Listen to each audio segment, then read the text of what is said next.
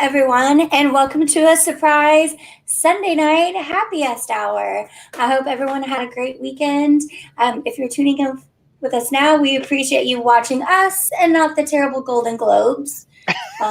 I am taping those, so I'll be checking in on them later. But Teets and I are here. We didn't do our normal Sunday Fun Day stream with the Crescent Lake Club.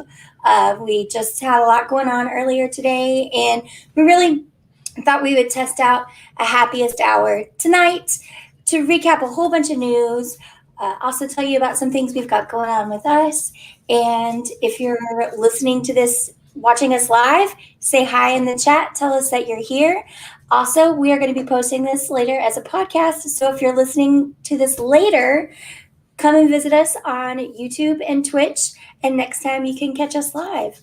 So Teets, how was your weekend? Not too bad. Pretty uneventful. Did you run this weekend? I ran today. I did not run yesterday. I ran 10K today. How'd that go? Not too bad. It was probably about 40 degrees outside, so pretty good for us right now in February. I bet you're loving this weather. Yes and no. I have my reasons not to. I know what those reasons are. So I will keep that like a secret.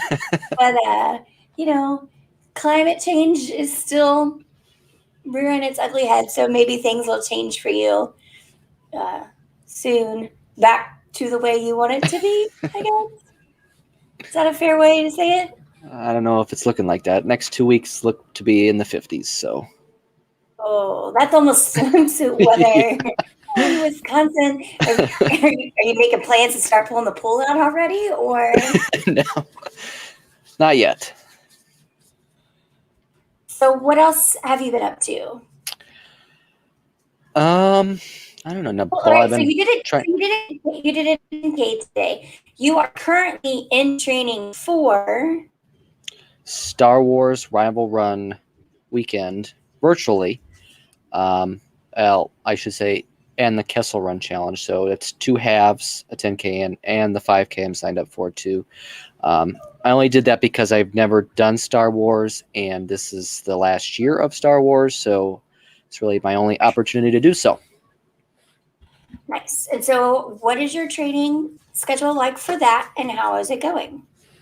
Well, I'm finally getting back into somewhat of a groove because we were so cold and snowy for about 3 weeks that it really wasn't easy to get outside and run. So finally getting back, and I was supposed to do 90 minutes today, but I cut it down. I only did about an hour and 10 minutes of running. So because you were just that fast today? No, just because I wasn't feeling like going too much longer. I hear you. So my weekend was relatively, I guess you could say, uneventful. Ran errands today. For my Happiest Hour beverage, I'm enjoying a frozen Irish coffee. But this one is from the newly reopened Gasa Gasa up on Ferret Street. So if any of y'all have been to New Orleans, you may be familiar with it. It's a really popular bar music venue. They recently just opened up an alley. But this cocktail, I have a funny story about Teets.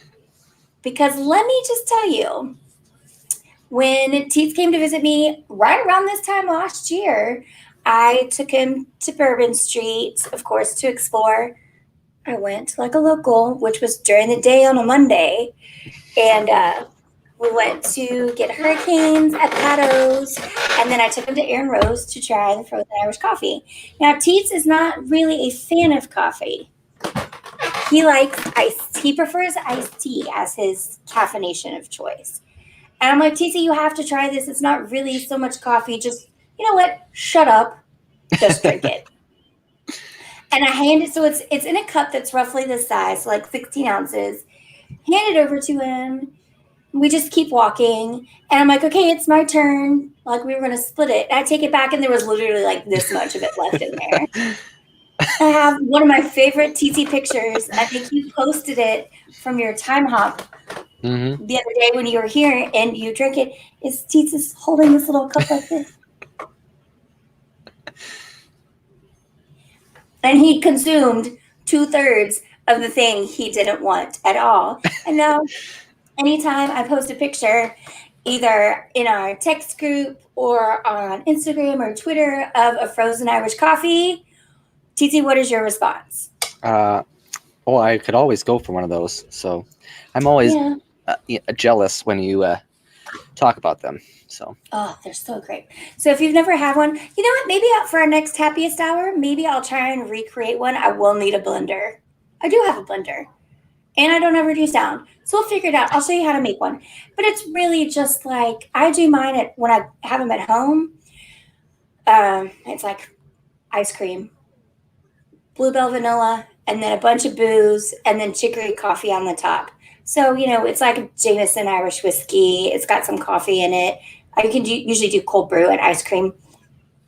These, because they have those really expensive, like, Slurpee machines, they don't really use ice cream. They use, like, cream or Irish cream, like Leslie puts in her coffee every morning. So, frozen Irish coffee. It's been in the 80s here, so it's already frozen drink season in New Orleans. So that's what I was up to today, was running errands and working on some fun news things we have coming up this week. If you guys haven't heard, we do have a website, crescentlakeclub.com, which features a really outstanding blog that's run by Titi. And we've been pushing live news stories and some reviews of things. And I hope you guys will start bookmark it and follow it. We're going to talk about some of the stuff you can find on crescentlakeclub.com tonight, mostly news items, and break down a couple of weekly features that you can find on our website first. So I'm going to throw it over to Teets to talk about. Teets is the official content editor of the Crescent Lake Club. So I'm going to throw it over to him to fill us in on a couple of pretty exciting breaking news items we had coming out of the theme parks this week. Well, first, I want to break some news. I have the Golden Globes on to my left, and Soul, Disney's Pixar's animated feature, just won Best Animated Feature. So did it really? Yes. Okay, good. I haven't watched Onward. That's just. I'm still not in the right frame of mind for Onward yet, but I absolutely loved Soul. Cried. I will probably watch it again tonight to celebrate its victory. So, cheers! Yay to Soul! Woohoo! But otherwise, I mean, I don't know how far we want to go back, but we had a few things. I don't think we really touched on it in anything previously, but Disneyland finally released the details for their big kind of reopening event. Not really reopening, but just food and beverage, and they'll have some characters out and stuff, but that will begin March 18th in California Adventure, and tickets go on sale this week. They are $75 and include a $25 food voucher, and then they also include parking and photo pass. So really, it's not that bad of a deal. I mean, if you're a family and you're going, I can see why it could be kind of steep, but if it's just one or two people, that's really not a bad deal for what you're getting out of that $75. So our West Coast correspondent, Marcus, was on a Happiest Hour with Angela and I last month. He will be trying to snag a ticket to one of the first weekends of A Touch of Disney at Disneyland. And I cannot wait to hear his response and his reporting from that. And I'm sure we'll have him on live to talk about it. Maybe live from A Touch of Disney. I don't know. It'll be exciting. But I know that he is really, really excited for it. It's going to be right around his birthday. So this is going to be a real treat yourself for him thing. He sent me a picture of a Dodgers satin baseball jersey today that instead of Dodgers says Disneyland on it with the red LA. So it's a shame I'm not a Dodgers fan again this year. I'm a Padres fan. Otherwise, I would probably buy that jacket too. So for those of us who've been waiting for Disneyland to come back, this is the great first sign that maybe a reopening of the park is to a COVID kind of operation like we've seen in Florida, maybe on the horizon.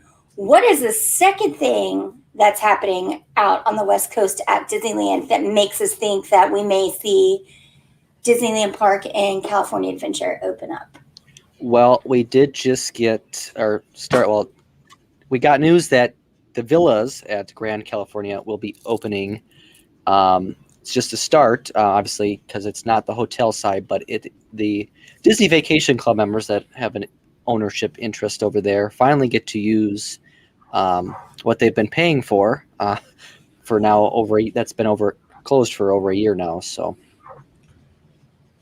Yeah. And so it's probably going to be slightly hyperbole, but I feel there's only like 42 total DVC units or something like that at the Grand Californian. Mr. Worldwide was even asking me today about, if Crescent Lake Club takes a trip to Disneyland, would Woody and her husband, who own DVC at Boardwalk, or Marcus and them, would they be staying at Grand Californian? I was like, oh, no, dude. Like, you literally have to own at Grand Californian, and you have to book it like 11 months out for those specific dates to get those rooms. But it is another great sign, because what we saw in Florida was DVC opened right around the time the NBA came in, and they really got a chance to kind of streamline and optimize their COVID response for the resort side, which is something that Disneyland hasn't even had a shot to do yet. I need to check. I'll check and then maybe kind of go back in and update some other blogs on what the mass-owned hotels around there, like the Marriott and the Sheraton and the Wyndham, are doing right now. I feel like they're still open, though I don't know what the demand is like there for that. But it's another great sign. I'll trust you guys. You can read the science and the data for yourselves to see, how everything is working as far as cases and testing compared to vaccinations. And generally, I feel like everything is going in the right direction. We are moving to a place where I do think we're going to get back to normal sooner rather than later. And I feel like California is being really aggressive with the vaccine. So who knows? Maybe we will get Disneyland by this summer. That would be pretty awesome, don't you think? Yeah, hopeful. I'm still trying to get out there for the first time, so we'll see. You'll get there, and it'll be amazing. You're going to be like me, and you're never going to want to leave. You're gonna just be stalking the Marriott site for $60 a night deals with the Fairfield Inn, where you can stay and you can see the fireworks from the pool and you can see Space Mountain and the monorail out your window, and then you just walk across the street and you're there. I can't get started talking about Disneyland because it's just going to overwhelm me, and I'm just going to be obsessed with it, and I just won't be able to think about anything else, because what do I have on the brain? Universal. I just can't stop thinking about Universal. And I can't stop thinking about one thing in particular, which has had a whole bunch of traction in the past week to 10 days, which makes me think we're about to have a really big announcement. And I'm super excited, like fingers crossed excited, almost giddy, can't sleep at night, just waiting to look up on Twitter. I've even interacted with the Universal social media accounts, trying to bait them into telling me. You and 30,000 other people that are trying to get the. Hey, you know what? There is no I in team. It takes teamwork to make a dream work. And what is that dream? That Velocicoaster will open by your birthday. I feel like I even went so far as going through and watching YouTubes of when Hagrid's was visibly operating for testing and the construction walls came down, and when the announcements was coming out, and when they soft opened first, when they regularly opened, and I can't find a pattern that fits what I want in my mind, other than this puppy is about to open, and it may be soft openings. Heck, if the National Weather Service can move hurricane season up months in advance, well, then Universal can make April be considered summer. Well, I mean, theme parks do those kind of things. I mean, we have Halloween starting in August usually for Disney, so you know. So you've told me repeatedly you think it's going to open like just right after my birthday. Do you, after the events of this week, which I will say the events of this week were more testing. All of the construction walls are down. So I've watched videos of someone sticking a camera through a fence to try and watch the load arms go down on the coaster cars. We have merch. You can already buy Velocicoaster merch. It is undated, but you can still buy it. Come on. It's got to be like next week, right? You'd think, but then you also have something like Iron Gwazi at Busch Gardens, which has been done for months and still not open. So who knows where Universal's going with this? You know what? I don't need you to bring that into my life. Why are you doing this to me? Why are you doing this to me? I think we're going to get Raptor. I think we're going to get Raptor by my birthday. I think it's going to be amazing. I think that's all I'm going to want to do is Raptor.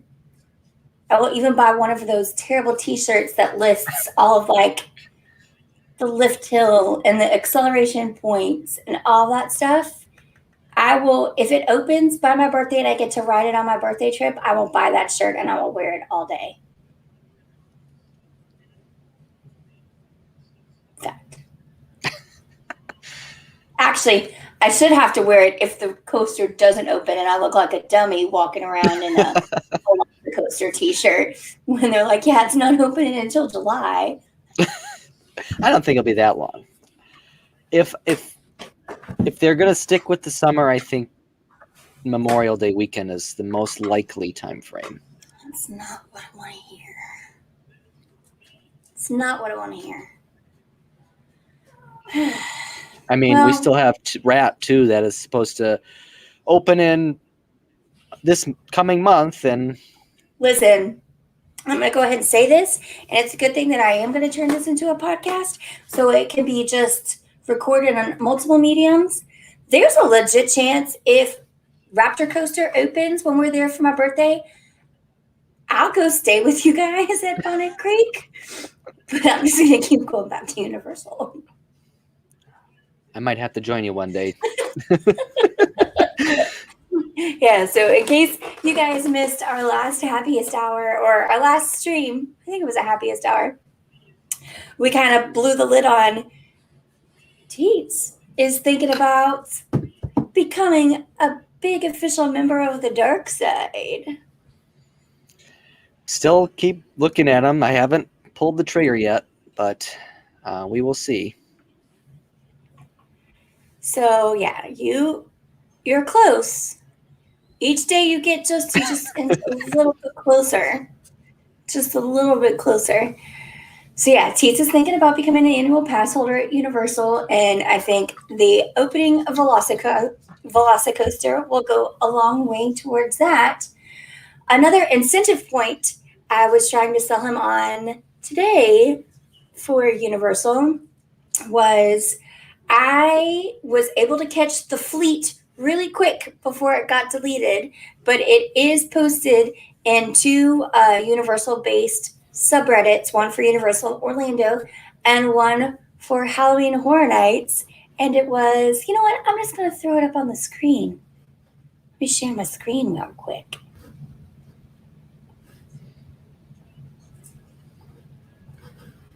Because what does this make you all think we're about to get an announcement about? From the official Halloween Horror Nights Twitter account. Miss me? I mean, I know I do.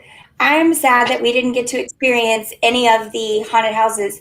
The two-ish. Beetlejuice is only open for one day, but Tooth Fairy and the Bride of Frankenstein closed just days before we got to Universal back in November. I think we can probably expect some kind of announcement regarding Halloween Horror Nights within the next couple of weeks. What do you think? Yeah, I think they're going to try to get the hype up. I don't know if they'll make an official announcement. I think they might wait a little bit yet. Just like I think Disney too is going to bring back holiday parties this year as well. But I think we're still a little bit away from officially announcing those things. Yeah, and it's one of the things the more I got to thinking about it, how Universal, Halloween Horror Nights is really centered around these attractions, the additions of like the 10 haunted houses and six or so scare zones that are located around the park that you walk through and you just kind of experience it in that way. And I think the smartest thing they did was go ahead with the tribute store, which now they've got one for, they had one for Christmas and they've got one for Mardi Gras right now. Is they also went and tested two almost full time operating daily, every day of the week haunted houses, Tooth Fairy and Bride of Frankenstein. And then just on Halloween Day, they did a Beetlejuice haunted house. So you had three houses that you were able to go through, and they were all spaced out. The queues were really long and spaced out inside the houses. You can't see videos or anything because you're not allowed to film inside of there. You're just allowed to film you reacting. But a lot of the YouTubers that really care about Halloween Horror Nights said there was plexiglass that separated the characters from you. Both parties were wearing masks, different things like that. So I think the best thing that they did that gives me confidence is that. Also, the staging of the Mardi Gras stuff, they've set the floats with the entertainers up for a way where you can still see them and interact, but still be socially distanced and safe. So I think when it comes to worse, if we need to be 6 feet or so away, August, September when Halloween Horror Night starts, that's another really cool way to do some of these really immersive, uh, you know, scare zones like the zombie land. You can still stage stuff. You just want to have the people walking around and in your face, and that'll stink, but something's got to go if we want to get Halloween Horror Nights back. I think maybe we won't see the frequent fear passes being sold, or we'll see a lot more sold out nights because they're going to limit the crowd capacity. But I am more optimistic about what a Halloween Horror Nights will look like versus what a not so scary party or a Christmas party might look like at Disney, just because the emphasis on those is really just about character meet and greets and parades and party exclusive ride access. What do you think? Yeah, that's interesting because I think with the scare actors and whatnot at Halloween Horror Nights versus what Disney does at their events, it may be interesting to see how the Universal would work that if we still need a lot of the guidelines in place come September, October timeframe. Yeah. And I think, especially for the haunted houses, having gone to Halloween Horror Nights quite a bit, and most recently in 2019, if you guys would like to hear audio of me going through a haunted house, I think I still have it, and I can probably post it I'm as a pretty video. sure I still have it saved too. Yeah, it's greatness. It's real special. I wish one of y'all would have filmed me. Maybe we'll do it again in April when we go on calm. And anyway, I just don't like things jumping out at me. But I think, even if there's plexiglass up, it doesn't, the way they can do lighting and effects, it actually can enhance the experience slightly. But also in the rooms in these haunted houses, like the characters performing in the hot sets aren't allowed to get close to you. You're not allowed to get close to them. They're like bouncers at every corner, making sure you're not touching anything. And this is even before COVID. So, it'll be interesting. I'm excited. I think we're going to get an announcement. I think it's going to be a lot of holdover houses that they planned for 2020 when it was going to be a anniversary year. I think, like Teats, we're not going to get a big announcement, but I think they're going to want to do something to start getting the hype to counterbalance the 50th anniversary of Disney, which even just announcing that Halloween Horror Nights is coming back in some fashion and just sheer branding will be enough to appease the masses and just get everybody talking and speculating on the maps and stuff like that again. So, we're starting to see little hints of everything getting back to being the way we remember it and the way we liked it and the things we loved about it. One of the things that most Disney fans, we'll kick it back over to Disney. We've done enough Universal talk for today. One of the things that Disney fans are not responding so positively to happened this week, and I'm not offended by it. It doesn't bother me because I think what we're losing is minimal compared to what we're going to get when this experience finally opens. And I'm talking about the Harmonious platforms. Well, the internet's never reasonable with anything, really. But you don't say. What? No.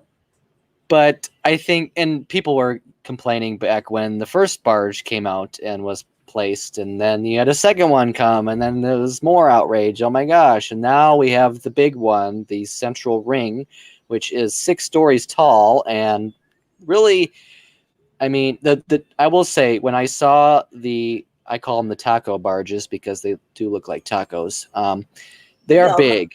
They're very big, and I wouldn't say they were that intrusive to the view, or I don't know, because I never really, which I brought this up in discussions with people on Twitter and various places, is I don't sit in Epcot and just like, oh my God, this view is so great.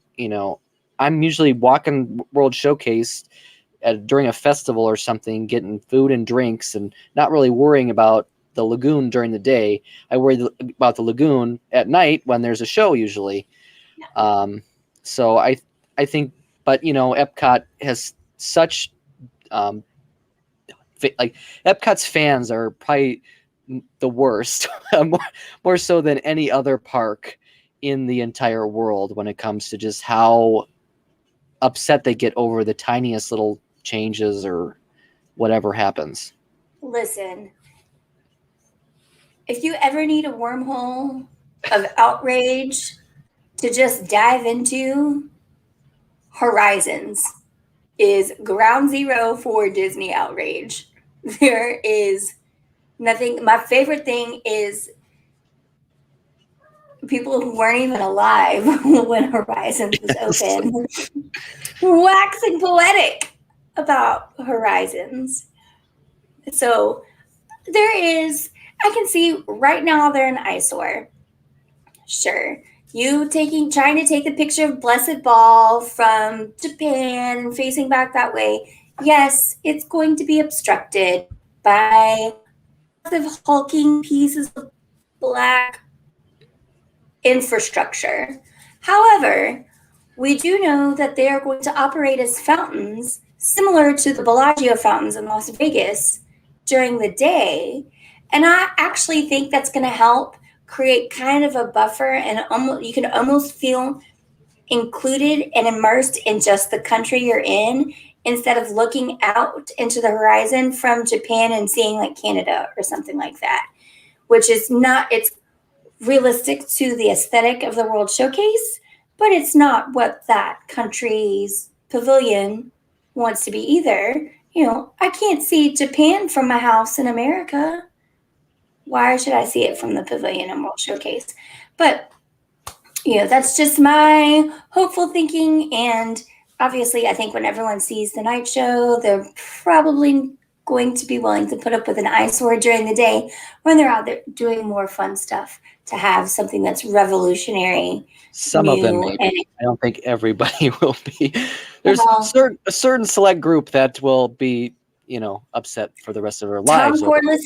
Tom Corliss is never going to be happy about anything. Unless it's Tokyo. unless it's Tokyo. God, how do we get him trespassed from Tokyo? Can you imagine the internet meltdown if that were to ever happen? The only thing I'll say that kind of bugs me is when you're walking from Future World to World Showcase and you're looking straight out, the ring is off center. That does bother me. So my thinking is they're having to anchor it from the old underground piping for pyro from the globe for illuminations, which also there's a reason why it moves out in the middle of the day and it just hangs out by American Adventure and then moves out for the show and then back, is because it's off center as well, and it creates a weird kind of visual, and the depth perception is really, really weird on that one too. But also most people, when they're leaving World Showcase into Future World from Illuminations, after you've watched it, your back is turned, so it's not something that you're super, super cautious about. Plus, the lights are dimmed, and you only see the outlines of a lot of the World Showcase buildings. And hopefully, you've partaken in a couple of beverages around the World Showcase to experience the culture. So, centering isn't that big of a deal, but we'll see. Yeah, I do, and I have heard that they are using the infrastructure from Illuminations for this, and then that. But some people brought up, if you look at how the festival center, which is now canceled, was supposed to be positioned, this would have lined up perfectly with that. So that's why I think the festival center will probably be one of the things we see. Obviously, the Moana water exhibit is next. Yep. Well, I guess if we were going to force rank stuff, the space restaurant seems to be the hell. You want to take bets on what opens first, space restaurant or Ratatouille? I've heard May for Space 220. We'll see. I mean, it was supposed to open in 2019, then it was pushed to 2020, and then who knows? So they have an executive chef, and they're hiring for a pastry chef, and that's one of the last. The pastry chef is one of the last things you bring in, because they really don't originate anything, but they refine execution, which means you're getting really close to being able to present at least back of house concepts. Rat, we still have no idea. Yeah. Supposed to be spring break, supposedly, but they have said nothing. One of what year? Two of what state? Three of what country? Are we talking like Australia spring break or? And again, it's like Raptor. It's been testing. People have been on it. So it's like, really, it could be any time. It's just like, what exactly are they waiting for? So what do you think? If you had to pick, are we going to get Space Restaurant or are we going to get Ratatouille? Which we get first? I would say Ratatouille. You know what? Good. I'll take Space Restaurant. I'm more confident about that than I am about Ratatouille. But I do think we also got some other news a couple weeks ago. We got concept art or not even concept art. We got actual tours through the rooms of the Galactic Traveler Star Wars Hotel. And it seems like, for all intents and purposes, that may actually hit a 2021 opening. What are you hearing about that? I haven't heard anything really specific on when. I think it's going to be later this year. I think they'll probably structure that around the 50th celebration. So I think it'll be a fall type opening, but they haven't really given much in terms of when. They're still saying 2021, so that obviously means they're on track for that at least. But we'll see. Have you seen posted hiring notices for anything else other than the Space Restaurant? Yeah, well, for the Star Cruiser hotel experience, they were hiring a general manager or a hotel experience manager or whatever. It wasn't called a general manager, but it was called like a hotel experience person or something. I don't know. It was a weird title, but they were hiring for that. That's a big deal. Yeah. So that means once you get that person in place, if it's going to be like a general manager or something that oversees that, it's to start coordinating with things like food and beverage, front of house, back of house, entertainment, theming stuff. Even it could even be down to just coordinating with Imagineering on if they're having specialty linens constructed. You need someone that's in charge of experience to help make sure that the people that supply the linens or how linens are they going to be laundered on site? Are they going to use an off-site client to do it because of just different techniques and different things that could be featured places? Just even to go through and create a schedule and a checklist of from your check-in to your checkout how things would work, like mousekeeping, so it doesn't interfere with the whole experience of immersive and being on this spaceship, stuff like that. So yeah, if they're hiring for that, that definitely makes me think that they're well on their way to be able to start executing more hiring or transferring or bringing back lots of members from furlough. So I don't know if you guys follow a lot of people on Twitter or Instagram, but this past week, I know I had a bunch of social friends or whatever mutuals that received notice that they were coming back, especially to resorts. One thing I noticed is there's a lot of potting going around with specific resorts and especially specific locations. And it almost has to do with, it's almost always having to do with either food and beverage or recreation. So it was really strange. It's like 5 or 6 of my mutuals on Instagram from all different previous positions got called back this week to do recreation potted between Saratoga and Old Key West. So it'll be interesting to see what starts coming back. I wonder if they're going to go the same way that they did with the rollout of the resorts, if they're going to start bringing back more features first at DVC and then kind of use that as a litmus test and then roll them out to other resorts. But it's always great when we can see furloughed and laid off cast members get called back and know that they have a start date and that they're going to have a paycheck start coming in. So one of the things we expect to see a lot of people called back for, and we got the big guide for this week, is Flower and Garden Festival or Booth and Bloom, however you want to, whatever you want to call it. So what are your thoughts on that one? So it looks like the most of the booths are the same. There are doing 2 new booths this year. One is a farmer's market style booth where they're supposed to be changing the menu up throughout the festival. It won't stay set the whole time. And then the other is a brunch booth, which is really different. I don't think they've ever really done anything like that before. So that's interesting. And then I think the other big thing is the Voices of Liberty are getting a break this time around. So they're bringing back live music to World Showcase in the American Gardens Theater, but local bands this time. So nice. I'm excited about that. So, if you guys have watched previous streams, the Crescent Lake Club will all be making a group trip to Orlando for my birthday in April. I'm really excited. Can't wait to turn 21 with my best friends at Disney. Finally be able to drink around the world as an honest woman after 19 years of not.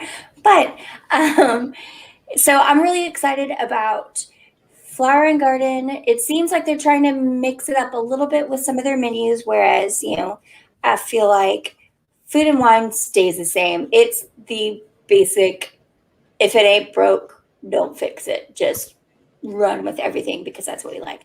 I'm excited about the brunch booth, and I hope it's really popular because I would like to see Epcot when we get back to normal times in the fall or the winter or 2022, if that's what it takes, to have more breakfast offerings that aren't sit down and that aren't the bakery in France. Because what I think Disney misses out on is brunch is a big deal. that's every brunch that gets announced sells out. Like reservations are hard to come by, and it's got to be brunch. It can't just be like a princess breakfast. It's got to be like brunch, so like 9 or 10. And there's no reason why you can't take like the donut place by Test Track and make that your brunch quick service. Even Sunshine Seasons used to do kind of a brunchy menu too, which was really, really nice. So I hope that one does well. On our website, crescentlakeclub.com, every Friday we post what we call our foodie find because we're huge fans of alliteration. So the foodie find is always on Friday.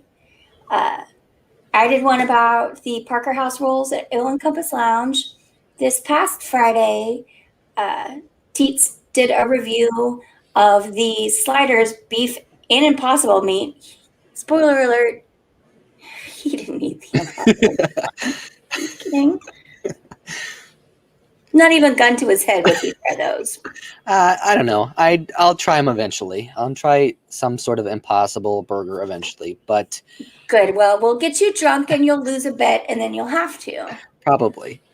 That's probably how it goes. But So he wrote about that. Well, this Friday, our first offering from Flower and Garden Festival will be a foodie find, and it's about a very rare beer that has beer nerds already in search of it nationwide from people here in Louisiana.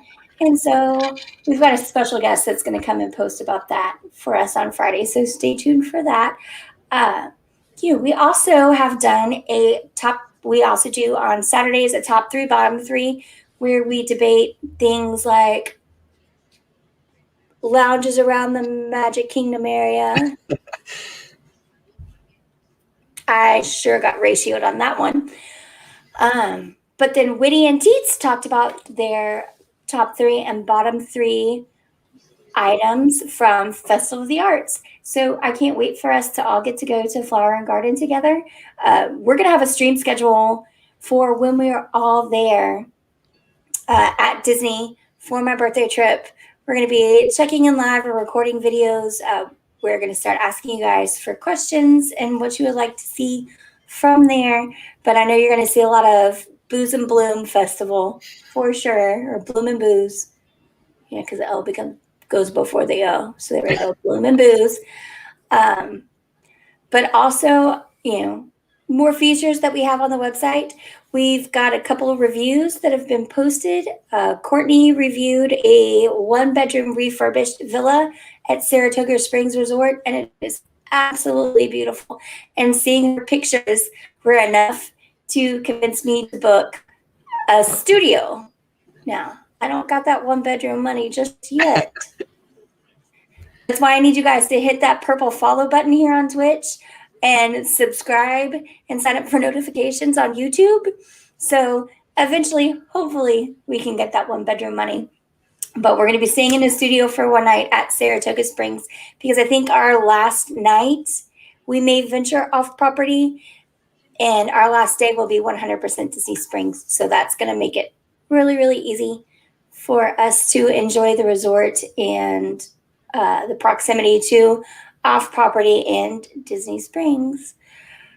We had a top 3, bottom 3 yesterday.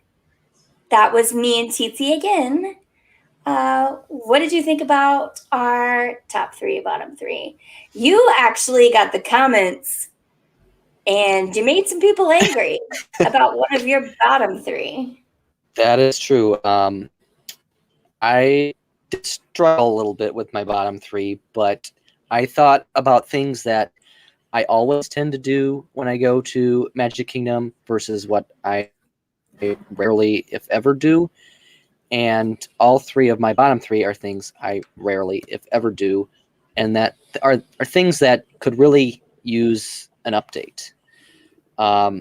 So I know for like the big one that I think people got upset about was the Carousel of Progress, which, don't get me wrong, I love and I don't want it to leave, but it's not something I have to do, and it's something that really needs a fixing. I would just like to say that I find your choice of Carousel of Progress frustrating, seeing as your top 3 included Country Bears. And also, you go to Country Bears every time and you film it as if something is changed. Like, secret to you, like, they're going to add in like 6 minutes just for this one show that you have to be there. So I hoped that you'd have a little bit more understanding and empathy for those Carousel of Progress fans that do the same thing that you do with Country Bears. Well, Carousel Progress is a lot longer than Country Bears, so I can take a nap. Well, at least the rooms rotate. And I don't take naps in Country Bears, so I'd hope not. That bench is a real weird place. Take a nap. Yeah. Well, it's hard to take a nap and sing along and film Big Al singing Blood on the Saddle all at the same time. So yeah, for anyone, so Teetsa's bottom 3 were Speedway, Astro Orbiter. Aladdin's Carpets. Aladdin's Carpets. He said he should just pave that whole thing over. I don't think you're wrong. It would have made my top 3 or my bottom 3, but and Carousel of Progress, which I agreed with you on Speedway, because why am I going to drive that when I actually have to drive a real car and it's already a beating, just in general, to drive a real car as a grown-up? Well, it's not so much that for me. When I was a kid, I loved the attraction, and I think lots of kids do. But more so now, it's the smell, noise, and that it's just not like any sort of futuristic for Tomorrowland. I know Hong Kong does electric vehicles for theirs, so if we could do that in Florida, that would be great. No, just retheme the whole thing Big Hero 6. It's going to be going underneath Tron and make it electric vehicles. Just make it cool.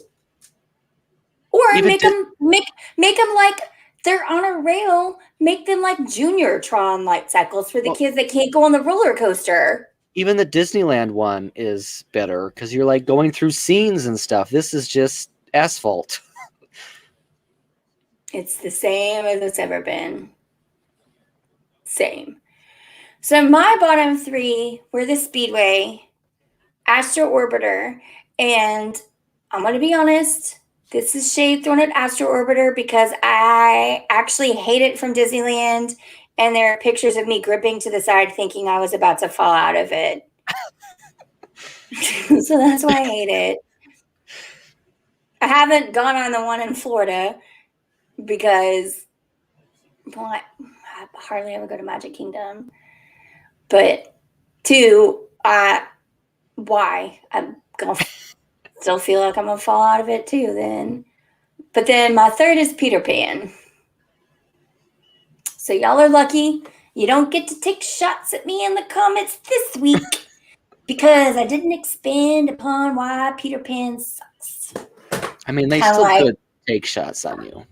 Kind of like the Polly. Now, I think Peter Pan gets by on the fact that it's the last remaining dark ride in Fantasyland, like an OG-ish dark ride. I mean, Small World is kind of OG-ish, so. I said OG-ish. Small World is one of those. That's one of those different ones. This one, it's because it's a unique ride system because you're floating above everything instead of going through halls like you were on Mr. Toad's and stuff like that. It sucks. It's boring. You wait 90 minutes and it literally is like 37 seconds long. The only thing I enjoyed about it in November was I actually got to see the new queue, which is only there because it had to be because the wait is 90 minutes long. Peter Pan stinks.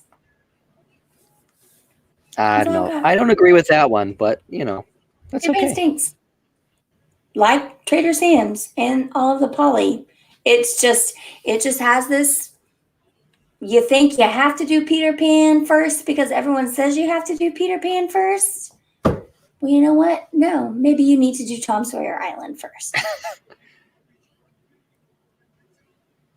So then I did top 3, and that's where the Tom Sawyer Island thing came about. It was hard for me, and I thought I was going to be like contrarian and be like, your top 3 are Jungle Cruise and Swiss Family Treehouse because it's something different, and Tom Sawyer Island because you get to take the boat out there and it's a cool place to burn off some steam. And back in the day, you used to have Aunt Sally's lemonade stand or whatever, where you could have a sandwich and go sit out there.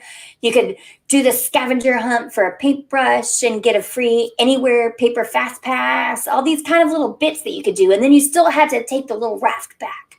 You know, you could see some of the tableaus that you see from Big Thunder Mountain and what you see from taking the train around the Walt Disney World Railroad. You could see some of those kind of setups and different things.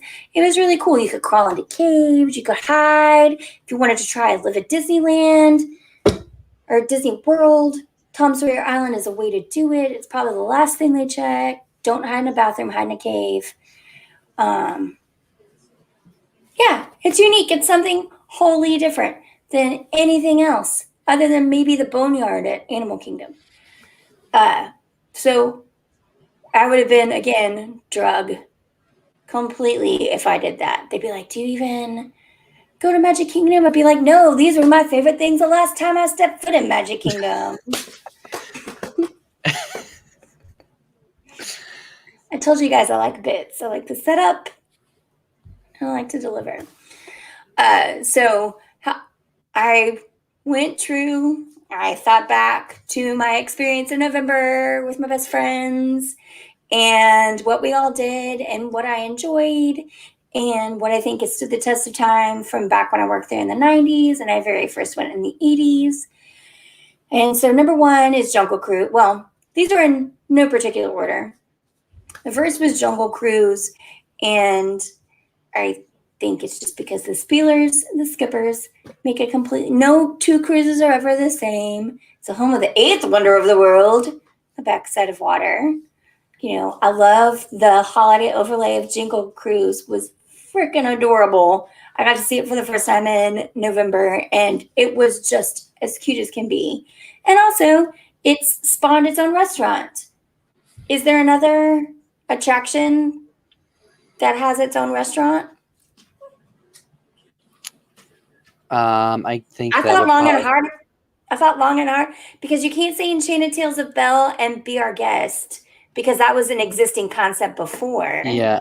I mean, are you just thinking domestically or are you thinking also in the world?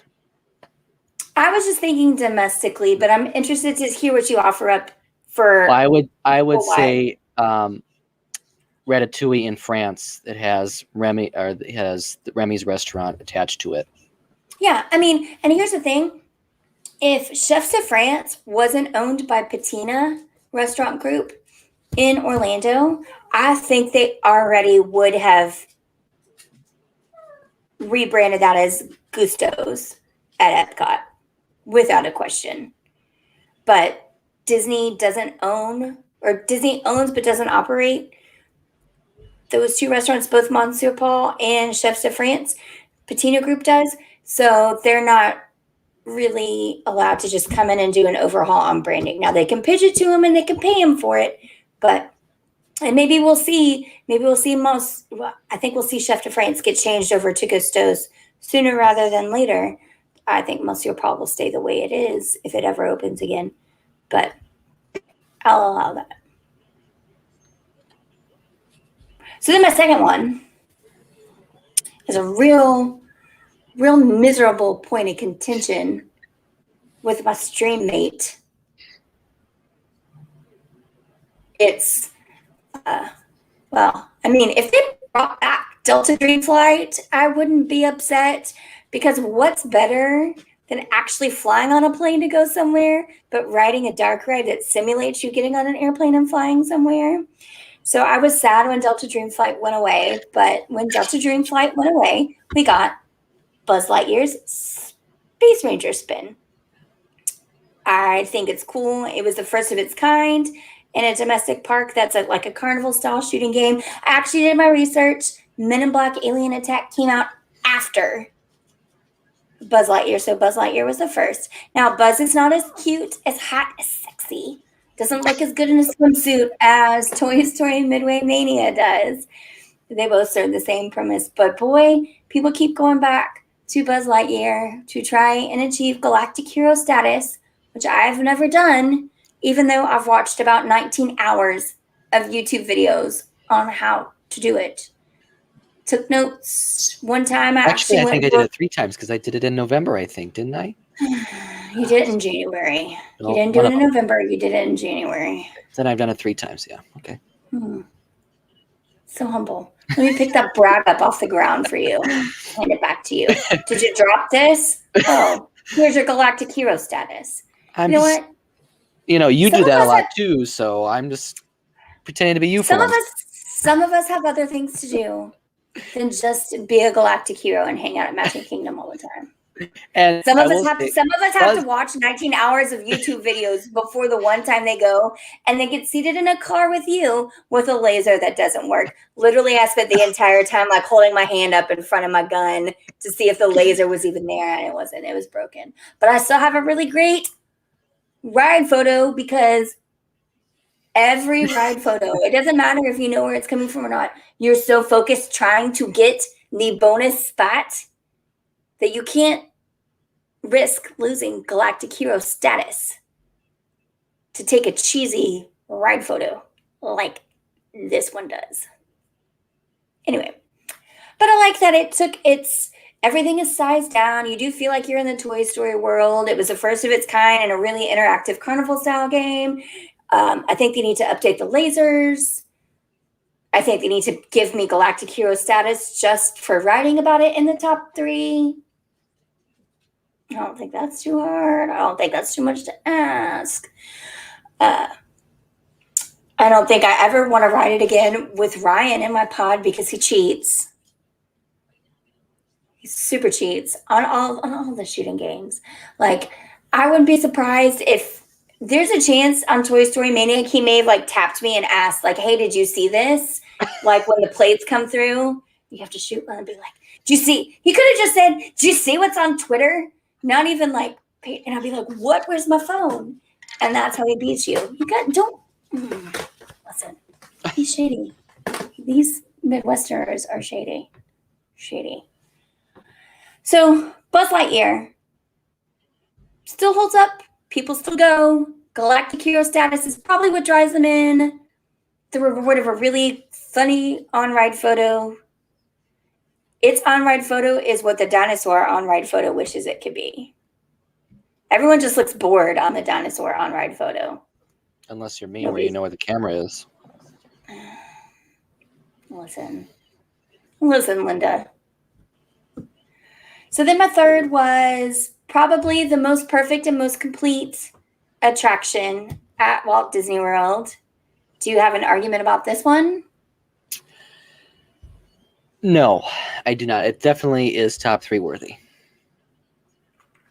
So this is probably, if I had to actually rank them, this is probably deserving of conversation about being number 1, but I don't like to assign numbers. I don't want anyone, well, unless you're Polly, then you're last. But this probably, if I was forced to rank them, this probably comes in at 1 or gets heavy consideration for 1. And it is the Haunted Mansion. And I have always been a fan. It's super iconic. It's something that people love. It's been able to develop a real following and a real merchandise perspective. And you see so many different things outside of Disney that relate back to the Haunted Mansion. You get to see like all the wonderful things they can do at Mickey's Not So Scary Halloween Party. If we were talking about just attractions domestically, it's number 1, no question, because in Disneyland you get Hatbox Ghost, and you get the Nightmare Before Christmas holiday overlay, which is amazing. I hope that comes to Florida at some point. But I'm like trying to express how it was even in COVID time where you don't really experience the fireplace room anymore or the stretching room anymore. So those are taken away, but it doesn't take away from what the ride was created to do. So you walk in those doors and you think it's hot just because it's hot outside. No, it's intended to be like a stifling old mansion that has been sitting there. Why? Because you need to experience, like, you need to be able to be warm or room temperature when you get into those dune buggies. Otherwise, you won't feel the rush of the cold air that is supposed to be the wall-to-wall creeps and the happy haunts floating past you. And just the score, the chill bumps I get every time you rotate into Madame Leota's room and the first instrument plays. You get the technology of the ballroom scene, which was such groundbreaking for its time, combined with what they're doing with the faceless technology of Constance Hatchaway in the attic. And even just how old school and just pop-up scares the graveyard scene is, but none of it feels terribly dated, which is completely ironic because that's what the ride is supposed to be, this old cheesy haunted house. And it doesn't feel that way. But the smells and the sound, next time you ride Haunted Mansion, you can probably do it 2 times. So you can ride it once for your enjoyment. But the second time, just close your eyes and let the sound and just the different temperature changes and the pushes of air pass through you. And you really, really get what the Imagineers were going for when they created this just overall immersive, like the most perfect overall immersive experience. What do you think? What ride would you say comes close or beats Haunted Mansion as an immersive attraction experience? I think the one that many people would maybe argue is Pirates. Okay. I would choose Haunted Mansion over Pirates, but I think one that may be close is Pirates. So I didn't include Pirates, and it's unfair to Pirates. It's just I vastly prefer the California version to the Florida version. It's also why I appreciate what Space Mountain did and the groundbreakingness of Space Mountain, but I vastly prefer California Adventure or Disneyland Space Mountain to Florida Space Mountain. I put Florida Space Mountain on the same kind of level as the Matterhorn at Disneyland. It's fun, it's great for what it is, but it's hard getting down in them little rockets and it's uncomfortable. And if you haven't been to Disneyland, the Disneyland Space Mountain, it's side by side. You've got a soundtrack right inside your ears. It's a lot smoother than Space Mountain at Walt Disney World. Can't wait to take Teets to Disneyland one day. It was supposed to be last year. Maybe it will be this year. I don't know about that. I'm thinking 2022 will probably be the best option. Okay. Hey, you're the master. What do you have me go this year? I've got other travel plans to think about for this year, but we'll see. You do have other travel plans to think about this year. And so other things we're thinking about for this week, content coming up, we tease that our foodie find is going to be from Bloom and Booze Festival, Flower and Garden on Friday. I am going to go back to some of the things we talked about at the top of the show. I'm going to have a resort review from Universal coming up for you, with also some tips on why maybe you should stay on site at Universal. And I think for our top 3, bottom 3 this week, we've done a few for Disney, so now we're going to venture over to Universal. Teets and I are going to talk about why you should branch out and maybe take a trip over to Universal, especially since after years of me begging Teets to do it, he finally did. And it seems like he had a pretty positive experience.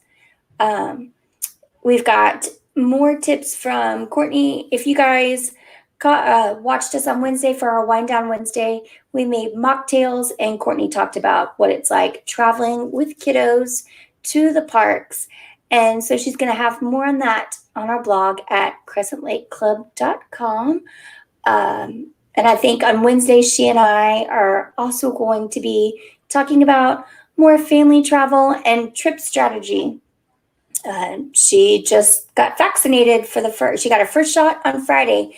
So, and her husband, who works in the healthcare industry, is already vaccinated. So it's starting to open up a whole world of opportunities for them come this summer and fall. And we'll just be around to respond to any news, anything you're expecting or anything we left out that you wanted to talk about. No, I don't think so. Well, I mean, Disney always surprises with random things that they announce, but nothing expected this week. So if you had to guess, when are we going to hear about Ratatouille? Well, if they're going with March, any time now. If they're not going with March, then because tomorrow is March. I know. That's why you'd think if they're going with March, it'd be rather soon, but Who knows?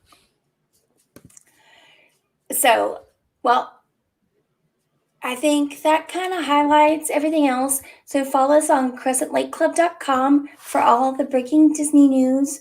We're going to have a lot more features there, but also be sure if you're watching us on Twitch, hit that purple follow button so you'll know when we go live, especially on nights like tonight when we kind of mix it up and just go live without a whole lot of broadcasting. If you're watching us on YouTube, you can also hit the subscribe button, and you can also hit that bell.